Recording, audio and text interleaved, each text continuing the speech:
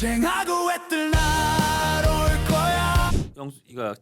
이재명 대통령과 장동혁 국민의힘 당대표의 단독 회담으로까지 이어질 오늘 당대표와 대통령 회담 얘기로 넘어갈 것 같은데요. 네. 예. 오늘 그냥 점심을 같이 먹는다는 거죠, 그러니까. 정청래 또 대표 오고. 오고 각 당 비서실장들도 오고 대통령실 강훈식 비서실장도 배석하고 네. 정무수석 오고 해서 그러니까 한 10명 가까이 먹는 거 아니에요? 그 정도 점심은? 될 것 같아요. 그렇죠. 예, 이제 민주당에서도 한 두세 명, 예. 그다음 국힘에서도 두세 명, 보면 숫자를 맞추겠고 예. 대통령실에서도 이제 그 정도 대통령 안고 포함해서 예. 그렇죠, 그렇죠. 이제 그렇게 되는데 예. 점심을 먹고 나서 장동혁을 이재명이 따로 만난다. 따로 만난다. 지금 이제 이런 거 아닙니까? 한 30분 따로 만난다 네. 그겁니다. 그래서 아마 네. 거기서 특히 정청래 대표가 같이 있을 땐 또 그런 얘기하기도 그렇고 밥 먹으면서 막 강하게 문제 제기하기 그럴 테니까 그 자리에서 그러니까 1대1로 만나는 자리에서 아마도 방금 말씀드린 미국에서의 한국 근로자의 어이없는 참담한 구금 사태, 네. 그다음에 또 뭐 예를 들어서 특검의 최근 국민의힘 원내대표실 뭐 압수수색 문제, 네. 3대 특검법 개정안 문제, 내란 특별재판부 우리가 계속 다뤘던 네. 뭐 이런 설치 문제, 그다음에 오늘 좀 이따 다루겠습니다만 이 대대적인 정부 조직법 개정의 특히 검찰청을 헌법에 명시가 사실상 되어 있는 검찰청 없애는 문제를 포함한 정부 조직 대대적 개정 이 문제에 대한 우려를 전달할 것으로 보입니다. 저는 여기서 한 가지 이제 장동혁과 이재명 두 사람이 만나라 이제 30분 하면은 예. 딱 두 사람만 만날 것인지 아니면 배석자가- 이제 강훈식이 여기 이제 배석을 할 것인지 또는 뭐 이 장동혁 비서실장이 배석을 할 것인지 양쪽 비서실장이 배석할 가능성 뭐 저는 있다고 있을 보는데요. 것 같습니다. 예. 근데 딱 두 사람만 만나는지 그런데 한 가지 가령 그 전제 조건으로 이재명 대통령이 장동혁 대표가 요구한 걸 받아들이는 형식이잖아요. 예. 따로 만나자는 걸. 예. 이때 완벽한 비보도를 전제로 하는 건지 그 자리에서 주고받은 얘기를 장동혁 대표는 따로 국민들한테 설명할 기회가 있게 되는 것인지 그게 궁금해요. 저는 후자일 것 같은데요. 네. 왜냐하면 정말 양자회담 완벽한 비보도를 한다 그러면 분명히 저 뭐 이재명, 장동혁 두 사람이 서로 뭐 짝짝꿍해서 무슨 뭐 거래한 거 아니야? 왜 국민들한테 아무것도 안 밝혀? 라는 비판이 나올 테니까 네. 뭐 거슬러 올라가면 정말 옛날에 유신 시절에 박정희 대통령하고 김영삼 당시 총재가 이렇게 양자회담 했다가 뭐 김영삼 사쿠라설 뭐 이런 거 아주 옛날이지만 그런 일이 있었던 그렇습니다. 것처럼 예, 맞습니다. 그래서 공개는 할 텐데 그러나 이제 제일 중요한 거는 말씀하신 것처럼 정말 내밀하거나 정말 중요한 얘기 이 부분은 우리 오프 더 레코드로 합시다. 일단 뭐 대통령이 알았습니다. 내가 이 부분은 내가 좀 챙길 텐데 이거는 공식적으로 발표는 하지 맙시다. 그런 부분이 좀 있다면 좀 있다면 오히려 이게 이 회담이 상당히 그 서로 간의 라포가 쌓이고 굉장히 잘 뭔가 성사된 회담이 될 거고 근데 모든 시시콜콜 대화 내용이 다 밝혀진다면 그거는 그 이재명 대통령과 장동혁 대표의 회담 단독 회담이 그냥 만남에 그쳤다로 끝나지 않을까 그런 생각이 듭니다. 이럴 가능성이 있을까요? 두 사람이 예. 가령 뭐 글자로 쓰인 문서를 예. 하나 내놓을 가능성. 그러니까 그게 뭐 합의문이어도 좋고 뭐 보도문이어도 좋고 예. 기자들한테 보도문 해가지고 뭐 A4 용지 한 장 분량의 어떤 내용 예. 이런 게 가능성이 있을까요? 근데 통상 이런 성격의 회담이 열리면 양자가 그러니까 대통령실은 대통령실대로 뭐 그 대변인이든 아니면 뭐 비서실장 아마 정무수석 증이 할 것 같아 이번에 나중에 설명을 하죠. 설명하고 당에선 당대로 또 국민의힘에서 설명을 하는 그 두 가지가 다를 경우 어떡하냐 이 말이죠. 그러니까 근데 그러니까 그것도 이 회담이 그런 비교적 뭘 얘기를 많이 하고 서로 간에 조금 신뢰가 형성되는 회담이었으면 그것도 사전에 좀 조율이 돼서 양쪽 나가는 얘기가 크게 차이가 없을 거고 만약에 만났지만 별 게 없었고 뭐 기억나시죠? 그때 윤석열 당시 대통령이 이재명 민주당 대표를 안 만나주다가 총선 이제 패배 후에 만났는데 거기서 그냥 이재명 당시 대표가 A4 용지 이만큼 써갖고서 거기서 막 줄줄 읽었잖아요. 막 나가려는 기자 잠깐 들어오라고 해서 더 그래서 어떻게 보면 대통령을 약간 망신 주듯이 그냥 공격을 했는데 사실은 그렇게 되면 그냥 만난 데서만 의미가 있지 만나서 무언가 성과가 있거나 만나서 두 사람 사이에 무언가 화해 내지는 서로 간에 뭐 합의 이런 건 안 나온 셈이었잖아요. 이번도 그럴 가능성도 있죠. 그리고 또 하나 눈여겨봐야 될 게 예. 지금 이거는 국민의힘 쪽에서는 영수회담이라고 부르려고 하고 예. 대통령실에서는 단독회담이라고 부르려고 하더라고요. 예. 영수라는 말을 안 쓰겠다. 예. 이제 이런 건데 그건 어떻게 보세요?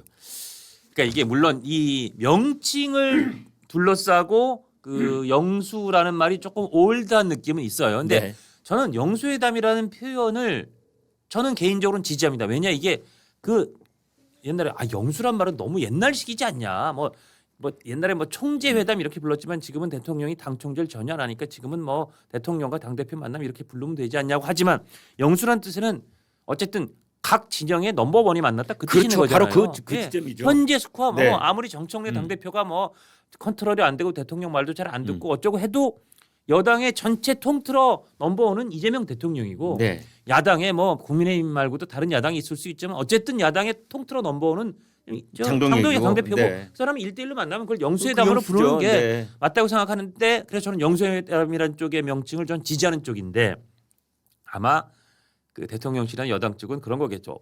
원래 대통령하고 여당 대표, 야당 대표를 이렇게 불러다가 특히 이번에 미국도 갔다 왔고 일본도 갔다 왔고 뭐 그렇지. 사안을 좀 그렇지. 설명한다는 명분으로 그러니까 삼자 회동해서 삼자회담 하는데 우리는 급이 달라. 네. 나는 대통령, 그렇죠. 너는 당 대표. 각별히. 이제 그렇게 한 계단 이렇게 낮춰서 이렇게 뭔가 해놓고 프레임을 만들려고 그러는데 거기에 이제 부록처럼 저쪽에 원하니까 네. 이렇게 단독으로도 따로 좀 만났다 이렇게 부록처럼 하고 싶어서 이 전체 틀을 이렇게 대통령과 야당의 넘버원 여권의 넘버원이 만나는 양식은 아니라고 하고 싶은 거죠. 근데 저는 영수회담이라는 표현을 쓰는 쪽에 저는 동의합니다. 그냥 나중에 어떻게 표현되는지 그거 예, 예. 한번 눈여겨 보도록 하겠습니다. 예. 우리 그 장동혁 국민의힘 대표가 지금 이제 12시니까 예. 그 오찬이 아마 곧 시작되거나 그러네요. 시작됐겠네요. 그러네요. 예.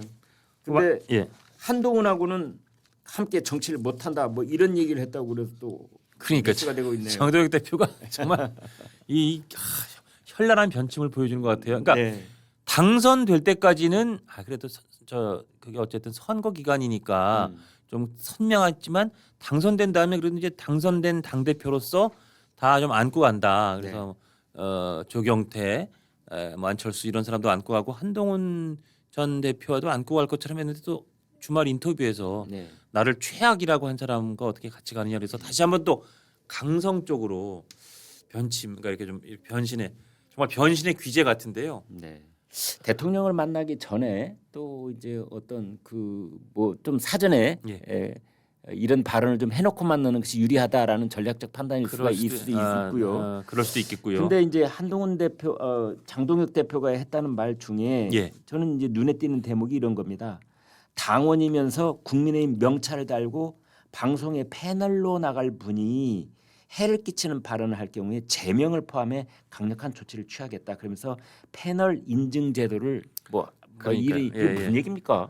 그러니까 이제 앞으로 그동안 방송에서는 그래도 이제 조금 기계적인 중립을 위해서도 특히 왜냐면 어쨌든 방송은 말씀하신 방송통신위원회나 방송통신심의위원회 심의 대상이니까 숫자를 맞출 때 여당 쪽 패널, 야당 쪽 패널 이렇게 이제 보통 예, 하잖아요. 예. 거기에 국민의힘 패널이라고 통상 분류돼서 나왔던 사람들이 있는데 가령 예를 들면 이제 TV조선에 예. 장 실장님 뭐 TV조선에 계시니까 거기에 가령 국민의힘 현역 의원이든지 또는 뭐 당협위원장이든 당직자. 예, 그렇죠. 당직자 예. 또는 당원 예. 이런 사람들이 나오잖아요. 왜? 예. 그럼 거기 국민의힘 TO로 나왔다고 생각하는데 예.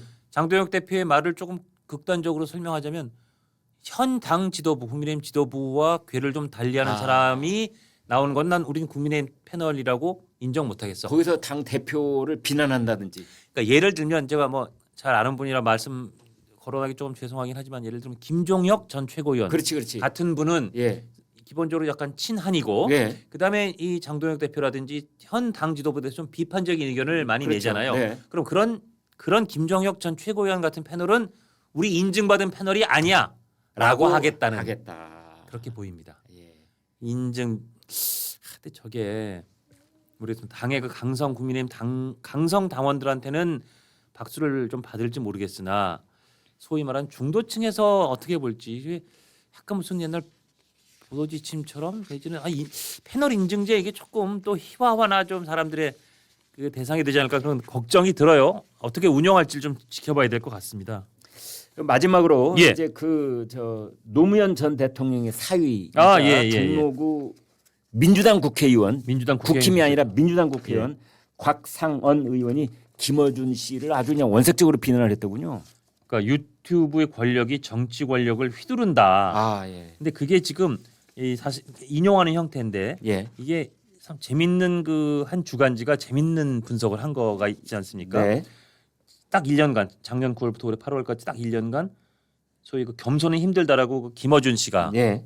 지금 대통령 권력을 능가한다는 명심보다 어심이 더 우선이라고 하는 뭐 그러게요. 그런 말까지 네, 낳고 네, 있는 네. 거기 김어준의 겸손은 힘들다 뉴스공장이라는 이 유튜브에 나온 사람들 분석해 봤더니 1년간 민주당 의원이 106명이 출연했다. 민주당 의원이 지금 뭐 의원직 사퇴하고 대통령실 옮기고 뭐 이래서 166명으로 줄었는데 그중에 106명. 아. 그러니까 한 번도 안 나간 사람은 65명에 불과한데요. 아. 절대 다수죠. 예. 그다음에 조국혁신당 의원도 뭐 박은정 의원 같은 사람은 58번 나왔을 정도로 오. 어마어마하게 나와서 조국혁신당 의원들 많이 나오고 예. 국민의힘 의원들도 많이 나오고 국민의힘은 안 나간 거죠. 거기. 아야 국민의힘이죠. 예. 민주당 의원들 예, 많이 나오고 예. 국민의힘 의원은 출연이 없었고요. 단 한 명도 없었다. 한 명도 없었고 그리고 그 이재명 정부의 요직 인사 중에서 자주 출연하는 인사는 대통령실의 그 강유정 대변인 아. 그다음에 안기령 부대변인도 많이 나왔고 김민석 총리도 의원 시절에 여기 32번이나 나왔습니다. 정청래 대표는 그야말로 사실은 정청래 박찬대가 붙었을 때 어심은 정청대고 대통령의 명심은 박찬대라 그랬는데 그 분류법으로는 어심이 압승해 버렸어요. 그 어심의 성원을 입었던 정청래 대표도 의원 28번이나 출연했고 대표 선출된 직후 바로 4월 만에 이 방송에 나왔었던 겁니다. 그래서 그래서 말씀하시죠. 예. 그래서 민주당 쪽에서 장동혁 국민의힘 대표 체제가 들어서자 당신네들은 전환길당이야 그랬거든요. 예, 예. 그 말을 들은 국민의힘 쪽에서 좋다. 우리 전환길당이라고 너네들 부르는 거 그래. 그럼 너네들은 오늘부터 김어준당이라고 해. 그렇죠. 맞는 말이에요, 사실은. 맞는 예. 말이에요. 그래서 예. 이제 이런 보도들 통해서 김어준 유튜브가 민주당 전당대회 경선 구도나 의제 설정에서 영향력을 행사하고 있다. 비판 견제가 어려운 신성 불가침의 영역이 됐다. 그런 우려를 이 곽상원 의원도 이제 전달을 한 겁니다. 그러니까 이런 이제 곽상원 의원이 소개했던 그런 기사들은 전문가들이 이렇게 분류한대요. 김어준이 민주당의 고정 상수다. 당의 일부 기능이 그의 유튜브로 이관됐다. 이런 분석을 같이 했는데 곽상원 의원 노무현 대통령의 사위인 곽상원 의원이 보기에도 나의 이런 문제 의식과 괴를 같이 한다. 그래서 자신이 12년 전에 종교의 정치 참여라는 글을 썼던 거를 공유한 겁니다. 그러니까 곽 의원이 이제 12년 전에 국가의 정치가 신의 이름을 행해지는 것만큼 무서운 일이 없는데 그래서 종교와 정치에 참여하는 것을 반대하는데 지금 사실 김어준 유튜브와 이 민주당의 이 상관관계나 여당에 미치는 영향력은 약간 정치와 종교가 맞물리는 것만큼이나 그러니까 문제돼 김어준이 있다. 교 그리고 김어준이 교주 교주 사실 그렇게 보는 거죠. 그렇게 보는 거죠. 김어준의 생각이 민주당의 교리가 되는. 그래서 교리가 된다. 예. 그러니까 그 김어준이라는 그 종교 단체가 있고 거기에 교주 구루 예. 이게 김어준이고 상당한 그래서 김어준이 하는 말이 교리가 되고 민주당의 기능이나 민주당의 의제가 상당히 거기에 포섭돼 있는 그런 상황을 비판한 건데 저는 곽상원 의원의 개인적으로 제가 뭐 크게 공감해 본 적은 없는데 이 문제 제기에는 공감이 됩니다. 쟁하고 애뜰 날